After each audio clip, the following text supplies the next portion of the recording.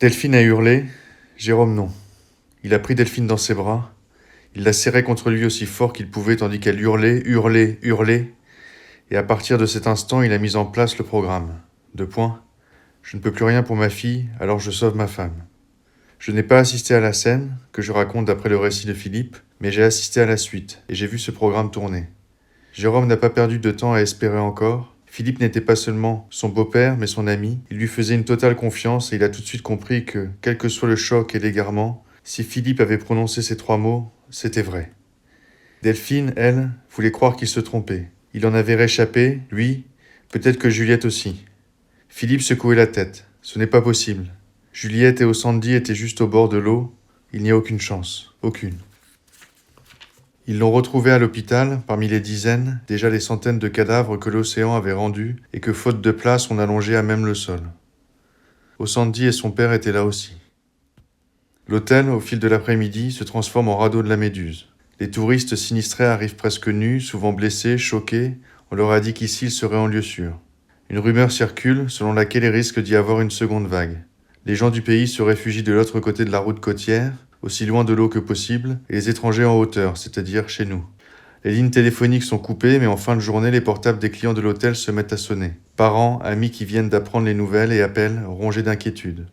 On les rassure, aussi brièvement qu'on peut, afin de ménager les batteries.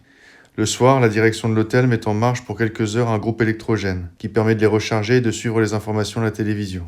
Il y a, au fond du bar, un écran géant qui sert habituellement à regarder les matchs de foot, car les propriétaires sont italiens, ainsi qu'une grande partie de la clientèle. Tout le monde, résidents, personnel, rescapés, se rassemble devant CNN et découvre en même temps l'ampleur de la catastrophe. Les images viennent de Sumatra, de Thaïlande, des Maldives, toute l'Asie du Sud-Est et l'océan Indien sont touchés. Commencent à défiler en boucle les petits films d'amateurs où on voit de loin la vague approcher, les torrents de boue s'engouffrer dans les maisons, emportant tout. On parle désormais de tsunami, comme si on connaissait ce mot depuis toujours. Nous dînons avec Delphine, Jérôme et Philippe, nous les retrouvons le lendemain au petit déjeuner, puis au déjeuner, puis au dîner encore. Jusqu'au retour à Paris, nous ne nous quitterons pas. Ils ne se conduisent pas comme des gens anéantis, à qui tout est égal et qui ne bougent plus.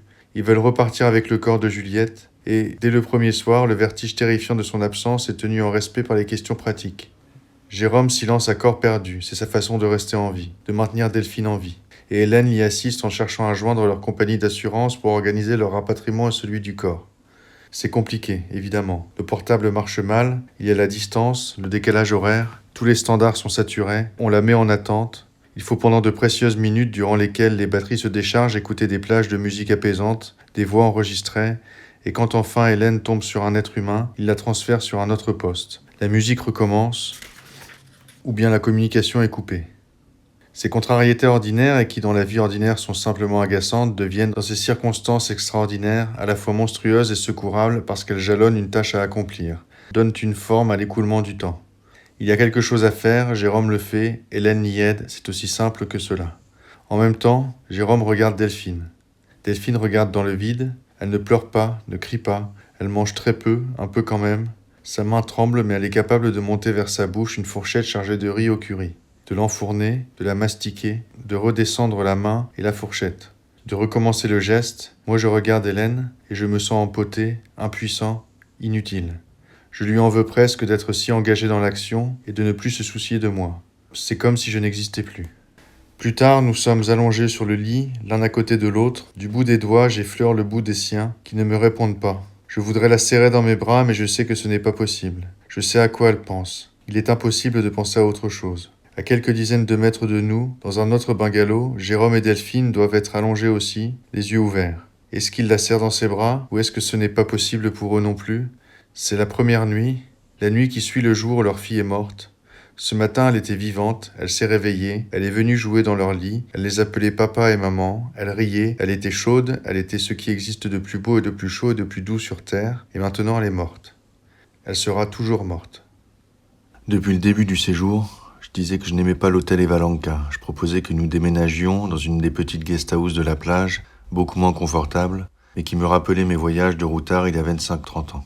Je n'étais pas vraiment sérieux. Dans ma description de ces endroits merveilleux, j'insistais à plaisir sur l'absence d'électricité, les moustiquaires troués, les araignées venimeuses qui vous tombent sur la tête. Hélène et les enfants poussaient les hauts cris, se moquaient de mes nostalgies de vieux baba, c'était devenu un sketch rituel. Les guest houses de la plage ont été emportés par la vague, et avec elle la plupart de leurs habitants. Je pense, nous aurions pu être parmi eux. Jean-Baptiste et Rodrigue auraient pu descendre sur la plage en contrebas de l'hôtel. Nous aurions pu, c'était prévu, sortir en mer avec le club de plongée sous-marine.